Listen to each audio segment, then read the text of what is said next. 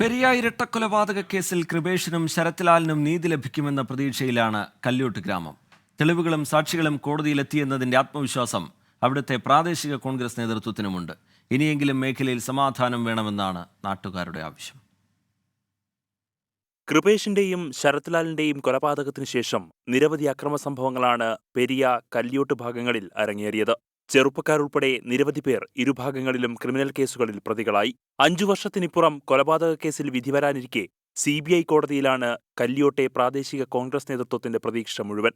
ഇന്ന് കേരളം ഒരുപക്ഷെ പ്രതീക്ഷിക്കുന്ന, അല്ലെങ്കിൽ കല്യോട്ട് പ്രദേശവും കാസർഗോഡ് ജില്ലയും ലോകത്തിലെ മലയാളികളും പ്രതീക്ഷിക്കുന്ന ഒരു വിധിയായിരിക്കും കോടതിയുടെ ഭാഗത്തുനിന്ന് വരുമെന്നുള്ള കാര്യത്തിൽ 24 പ്രതികൾക്കും കടുത്ത ശിക്ഷ തന്നെ ഇതിനകത്ത് ലഭിക്കാവുന്ന രീതിയിലുള്ള തെളിവുകളും അതിൻ്റെ സാക്ഷികളെയൊക്കെ ഇതിനകത്ത് ഹാജരാക്കാൻ കഴിഞ്ഞിട്ടുണ്ട്.